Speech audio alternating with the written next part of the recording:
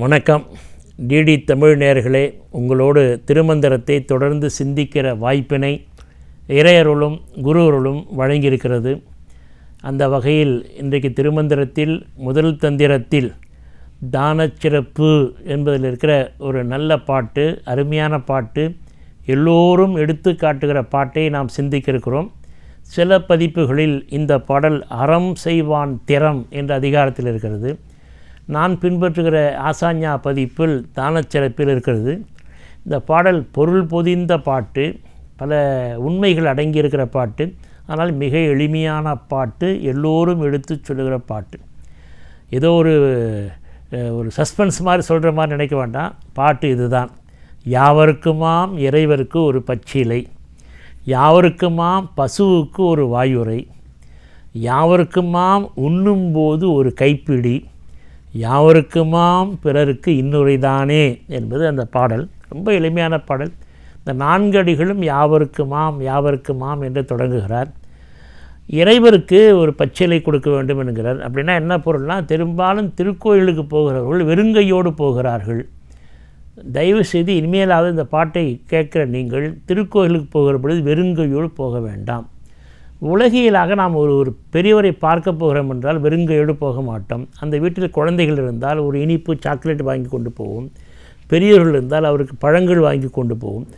உலகியலாக நாம் ஒரு பெரியவரை பார்க்க போகிற பொழுதே கையில் கையுறையாக பழமோ பிஸ்கட்டோ வாங்கி கொண்டு போகிறோம். குழந்தையாக இருந்தால் இனிப்பு கொண்டு போகிறோம். எல்லாருக்கும் மிகப்பெரியவனாக உச்சத்தலைமை பொருந்தியவராக இருக்கிற இறைவனை பார்க்க போகிற பொழுது கண்டிப்பாக நீங்கள் 2ஐ கொண்டு போகும். பலதை கொண்டு போகலாம். ஒன்று மலர். இறைவனுக்கு உரியது மனமுள்ள மலர். ஏன்னா இப்போ எல்லாம் மலர்கள் மனமில்லாமல் இருக்கின்றன. ஒரு காலத்தில் வட இந்தியாவில் தான் மலர்கள் அழகாக இருக்கும், பல வண்ணத்தில் இருக்கும், ஆனால் மனம் இருக்காது.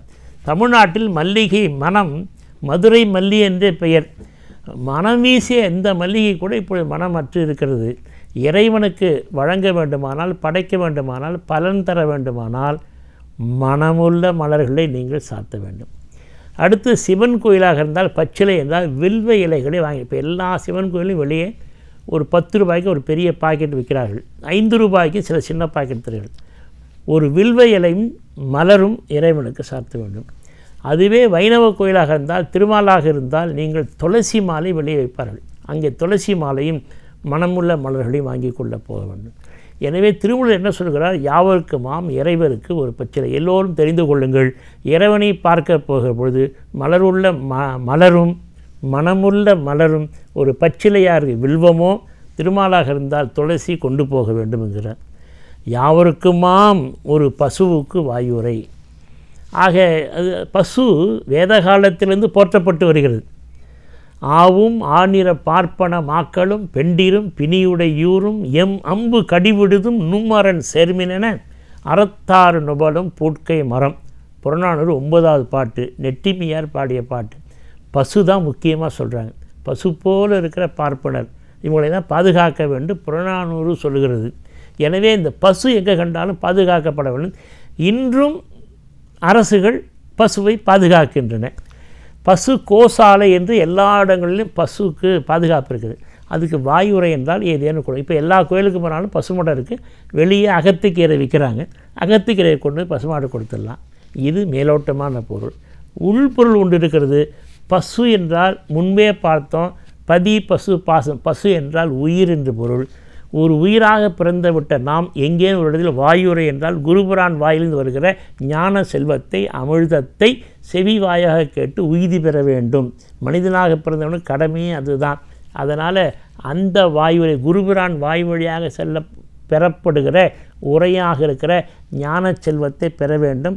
அதற்கு பெயர் அமிழ்தம் என்று பெயர். அப்படி செவி வாயாக கேட்ட அந்த ஞான அமிழ்தம்தான் பிறவாமையை உங்களுக்கு தரப்படும். இதுதான் பிறவாமை தரக்கூடிய அமிழ்தம். நீங்கள் நினைக்கிற வேறு எங்கே கிண்ணத்தில் வருகிற அமிழ்தம் இல்லை. சரியாக புரிந்து கொள்ள வேண்டும். 3வது அடியில் சொல்கிறார், யாவருக்குமாம் உண்ணும்போது ஒரு கைப்பிடி. இப்போ தான் போன வாரம் நாம் பார்த்தோம் விருந்தோம்புதல். அதனால் தனியாக சாப்பிடாதீங்க. அதனால் சில பேர் இன்றைக்கும் பெரியவங்க யாருமே இல்லைன்னா ஒரு கைப்பிடி எடுத்து அந்த இலையில் ஓரமாக வச்சு சாப்பிடுவோம். இந்த ஓரமாக இருந்து வெளியே போய் காக்கைக்கு போட்டுருவோம். காக்கை குருவி எங்கள் ஜாதி.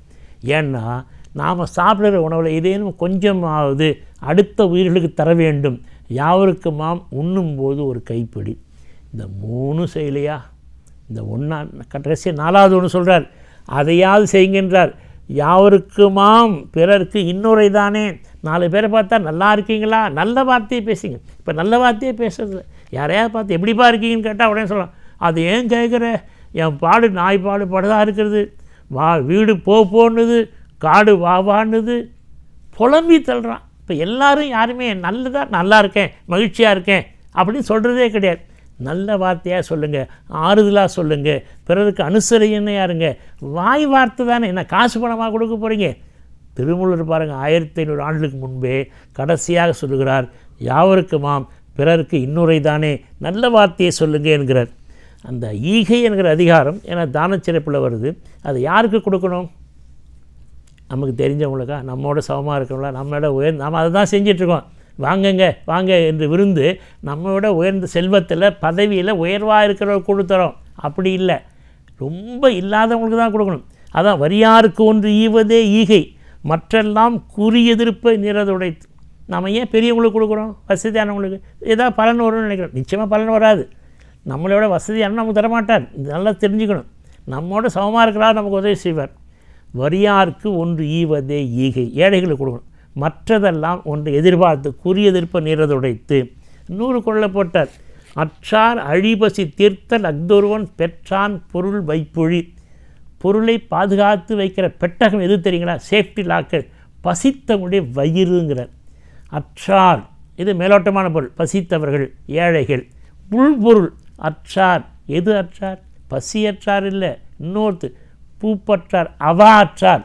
திருவள்ளுவர் யார் அவாவை விட்ட ஞானிகள், முன்பே நான் சொன்ன அவார்த்து, அந்த ஞானிகளுக்கு மகான்களுக்கு ஒரு பிடி சோறு போட்டால் அதுதான் உங்கள் பல பிறவிகளுக்கு வருகிற புண்ணியமாக இருக்கிற சேஃப்டி லாக்கராக இருக்கும். இப்போ கொள்ள பாருங்கள், அற்றார் அழிபசி தீர்த்தல் அக்தொருவன் பெற்றான் பொருள் வைப்புழி.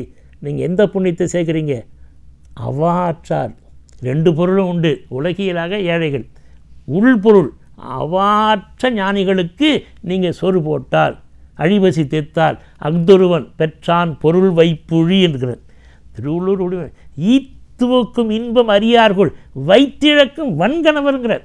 ஏன்னா 4 பேர் கொடுத்து மகிழ்கிற அந்த பண்பு இல்லையா? நீ வச்சிருந்து என்ன பார்க்க போகிற? வன்கணவர் வீணாக தான் போக போகிற. பாடுபட்டு தேடி பணத்தை புதைத்து வைத்த கேடுகட்ட மாண்டர்கள் கேளுங்கள், நிறைய பாட்டு இருக்குது. அதனால தான் சொல்கிறார், சாதலில் இன்னாதது இல்லை இனிததுவும் ஈதல் ஈயா கடைங்கிறார். இப்போ சாதல் துன்பங்கிறார். சார் நீங்கள் சாகிறது சாதாரண விஷயம் இல்லை. எவ்வளோ துன்பப்பட்டு அவஸ்தைப்பட்டு நொந்து நூலாகி தான் சாகிறான். அது அவ்வளோ அவர் சொல்கிறார் திருவள்ளுவர் ஏங்கத்தில், சாதலின் இன்னாதது அவ்வளோ துன்பமாக. அதனால் கொடுத்துரு, சாவத்துக்கு 4 பேர் 4 வார்த்தையை கொடுத்துருன்றார் திருவள்ளுவர். ஒப்புரவதில் ஒரு அதிகாரம் போட்டிருக்காரு, அருமையான அதிகாரம். எல்லா நேரத்திலையும் எல்லா உயிர்களுக்கும் எந்தவித எதிர்பார்ப்பும் இல்லாமல் கொடுப்பதற்கு பேர் ஒப்புரவறிதல். அதில் ஊருணி நீர் நிறைந்தது போல எல்லாரும் பயன்படுத்தலாம். மருந்தாகி தப்பார் எல்லாரும் பயன்படுத்தலாம். பயன்மரம் உள்ளூர் பழுத்தற்றால் எல்லாருக்கும் பயன்படும். அப்படி ஒப்புரவறிதல் பண்போடு எல்லாருக்கும் எல்லாவற்றையும் கொடுத்து வாழுங்கள். இப்போ திருமூலரை பாருங்கள், இப்போ புரியும். யாவருக்குமாம் இறைவருக்கு ஒரு பெச்சிலை, யாவருக்குமாம் பசுவுக்கு ஒரு வாயுரை, யாவருக்குமாம் உண்ணும்போது ஒரு கைப்பிடி. எதுவும் செய்ய முடியலையா? நல்ல வார்த்தை சொல்லுங்கள் 4 பேர்கிட்ட. யாவருக்குமாம் பிறருக்கு இன்னொரு தானே. இந்த பண்புகளை போற்றுவோம், நலமாக வாழ்வோம், நாடும் வீடும் உயர பயன்பெறுவோம். வணக்கம்.